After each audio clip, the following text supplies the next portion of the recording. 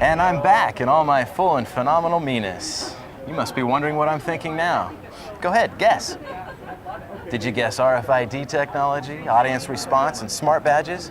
Well, you should have. I'm disappointed in you. Hey, I'm here with an expert on just those topics.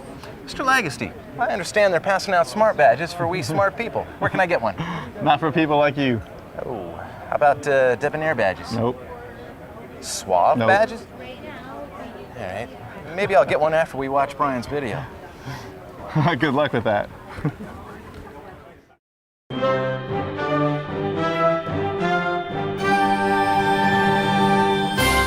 Welcome. We're talking about near-field communications and RFID, and to help us understand all of that is Brian Lagasty, Senior Vice President, PSAV. Brian, welcome. Thank you. It's great to be here. That was a mouthful. Near-field communications and RFID. Is that really what we want to talk about? Is there another way into this? Well, those are really technologies that are all about the interactive event technologies. So near-field communications, RFID, QR codes, those type of technologies really represent what we call interactive technologies. Let's use interactive. That's a little event easier. tech. Yeah. It's a little less. So anyway, where are we? I mean, what is this? Where's the industry today with interactive event technology? Yeah, it's been, over the last several years, one of the barriers for these technologies to be applied in the events and meetings industry is all the infrastructure required to really make them successful. So there were some significant challenges with the infrastructure. You needed gates, or you needed devices and hardware. And so that was one of the challenges of why some of these technologies haven't really taken off. What we're seeing in the current term and out into the future is that some of the other devices that people are carrying, their mobile phones, are beginning to allow for that infrastructure not to be as necessary. So the future is really exciting as to where some of these technologies can go and what they can do for the events industry. So when you say infrastructure and hardware, that would be like a card reader or something that you used to have or something else? Yeah, you used to have to hand out devices for people to interact with them, or you the have to ARS walk things, through gates. Right. Yeah, so for your RFID badge to work, you had to walk through a gate, and now those types of technologies can be used in conjunction with your mobile app for your event, or in conjunction with the overall conference technology that people are using on their smartphones. So it really kind of eliminates some of the barriers to this technology and using it in your meetings and events. This type of technology, I describe it as technology that interacts with the attendees. And so when you're on site at an event and you want an attendee to do something or experience something or get content or track what they're doing or have them participate in a particular session, these interactive technologies can help trigger the interaction with those attendees. So it's really that live event on site, and it's having those trigger points throughout your conference for those attendees. I mean, it's great to have a conversation about how to make the live event Yes. more trackable. Yeah. Now, and more trackable being an operative word here, because I'm assuming that the planner can now track what's going on. There's more metrics. Is that fair to say? Yeah, most of the associations or planners that are interested in these type of technologies, they're going after one of two things. They're either going after sharing information that they can't share, via email or via a web app, sharing specific content, or they're looking to better understand where their people are, what their people are doing at the conference, what their attendees are doing to help manage their overall pace or their overall costs, or whatever type of metric they're looking to understand better. Deploying some of these technologies can really help them do that. And are attendees okay with that? They don't mind the tracking? Not everyone. Yeah, because there is that question of privacy or intrusion, and is that somebody have to be careful about that? Yeah, they do. It has to be meaningful for the attendee, right? And a lot of times during the registration process, you can outline what your intentions are and then get those acceptances or approvals during that time. But if you're part of an association that has a really clear objective for what they're going to do. We need to know how many people are going to receive training on this particular technology.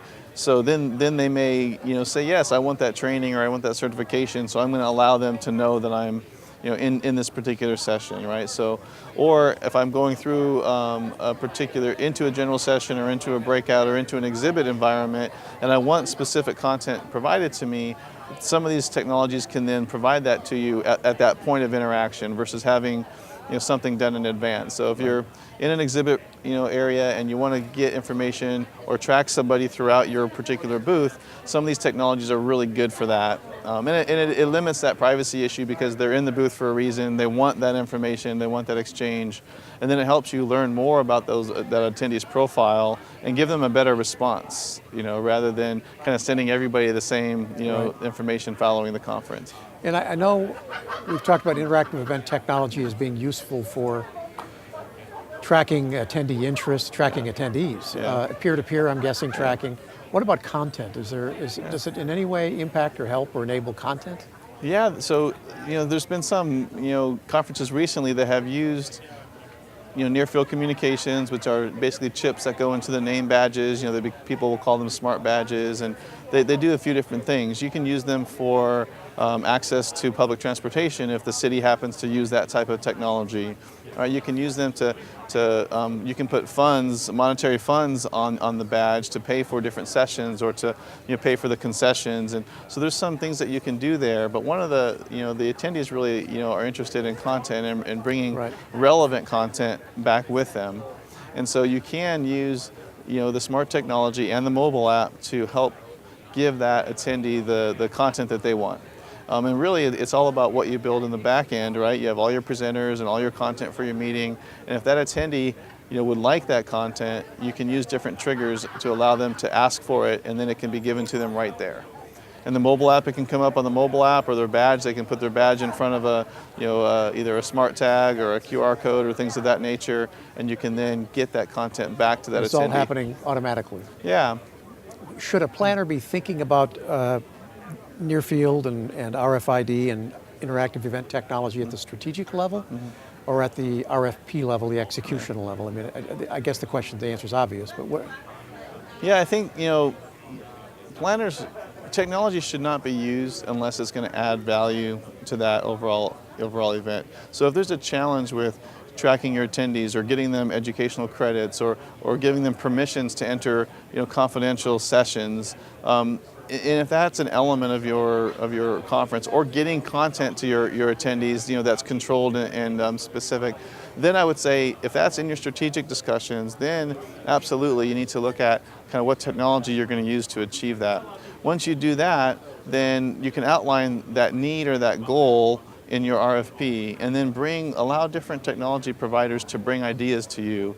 And of course, it's always great to test those ideas first, use them, at one conference before you use them at your large conference, and make sure that whatever, technology you're being advised to use is something that's going to meet the needs that you have, it's going to be cost effective, and maybe it's actually generating additional return. There's a lot of advertising and marketing that you can do with some of the new technologies. So, they can pay for themselves. They can also, be pretty expensive if your desires are to really have a lot of that interaction.